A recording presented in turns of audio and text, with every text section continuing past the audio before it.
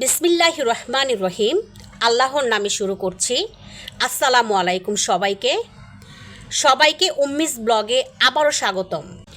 আজকের রেসিপিতে দেখাবো আলু ও চিকেনের টিকিয়া।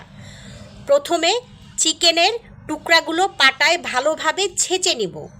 ছেঁচে নেওয়ার পর পাটায় ভালো করে বেটে নিব। তারপর আলু ভালো করে সিদ্ধ করব। আলু সিদ্ধ হওয়ার পর সে আলুর মধ্যে মরিচ ও পেঁয়াজ তেলে ভালো করে ভেজে নিব। মরিচ ও পেঁয়াজ ভালো করে তেলে ভেজে নেওয়ার পর আলু ভর্তা করে নিব।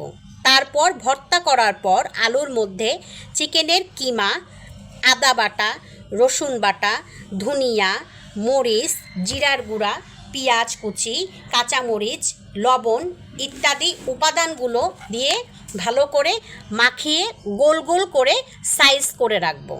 তারপর একটা ভালো ফ্রাই প্যানে হালকা তেল গরম করে নিব। তেল হালকা গরম হওয়ার পরে গোল গোল করে টুকরা করে রাখা টিকিয়াগুলো ডিমে চুবিয়ে তারপর ব্রেড ক্রাম্বসে চুবিয়ে তেলের মধ্যে ছেড়ে দিব। তেলের মধ্যে ছেড়ে দেওয়ার পরে আস্তে আস্তে করে চিকেন এবং আলুর টুকরাগুলো ভালোভাবে তেলে মচমচা করে ভেজে নিব।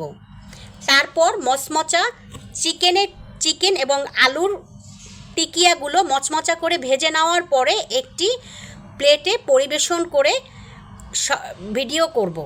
সর্বশেষ মানুষের জন্য আপনারা সবাই আমার নতুন পেজে বেশি বেশি লাইক, কমেন্টস, ফলো, শেয়ার ও সাবস্ক্রাইব করে আমার পাশে থাকবেন।